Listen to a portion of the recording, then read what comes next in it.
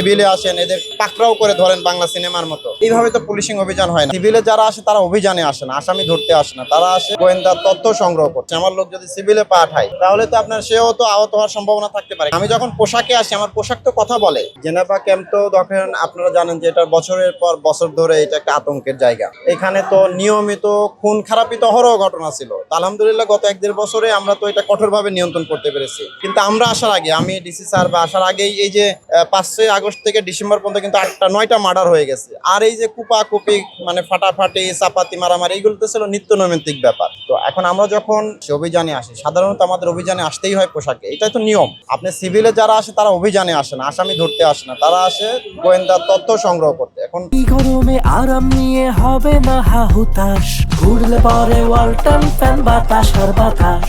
আপনারা যেটা আশা করতেছেন আমরা বুঝতে পারতেছি যে আপনারা সিভিলে আসেন এদের পাকড়াও করে ধরেন বাংলা সিনেমার মতো। এইভাবে তো পুলিশিং অভিযান হয় না। আমি যদি সিভিলে আসি, আমার লোক যদি সিভিলে পাঠাই তাহলে তো আপনার সেও তো আহত হওয়ার সম্ভাবনা থাকতে পারে, কারণ তাকে তো আর চিনবে না। কারণ আমি যখন পোশাকে আসি আমার পোশাক তো কথা বলে, আমার উপর তো কেউ আক্রমণ করতে সাহস পাবে না। কিন্তু আমি সিভিলে একটা লোককে পাঠাবো, এখন এখানে যারা ধরেন যে মাদক ব্যবসায়ী বা মাদকখোর নেশাখোর এদের তো ওই সেন্সটা নাই বোঝার মতো যে পুলিশ না সিভিল লোক না তার শত্রু। সে হয়তো তার প্রতিপক্ষ মনে করে আক্রমণ করতে পারে। তো স্বাভাবিকভাবেই আর অভিযানটা হতেই হয় পোশাকে, এটা তো স্বাভাবিক। আপনারা জানেন ইউনিফর্ম তো দেওয়া হয়েছে এই জন্য। আজকে দিবাকালীন যে অভিযান এটা মূলত ছিল হচ্ছে নিরাপত্তা টহল।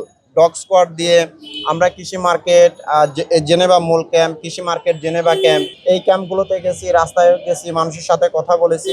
অন্তত এটা বোঝানোর চেষ্টা করা হয়েছে যে টহলের মাধ্যমে কিন্তু এক ধরনের নিরাপত্তা সেন্স তৈরি হয় মানুষের মধ্যে, আর অপরাধীদের মধ্যে এক ধরনের ভীতি তৈরি হয়। এটা আপনারাও দেখেছেন, এই জন্য টহল খুব কার্যকরী জিনিস। সাধারণত আমরা থানা পুলিশ কি করি, ওই যে আমাদের পেট্রোল যে গাড়িগুলো আছে সেগুলো দিয়ে টহল দেয়।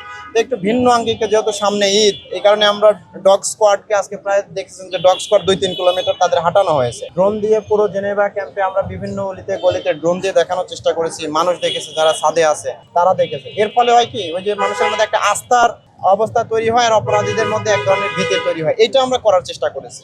আমাদের তো পুলিশিং এর তো সবসময় যে আমরা যাব আসামি ধরবো এক গাদা মাদক কোথায় করবো বিষয় তো এরকম না। কখনো আমরা আসামি পাবো, কখনো পাবো না, কখনো বৃহৎ আকারে পাবো। এটাই তো অভিযান।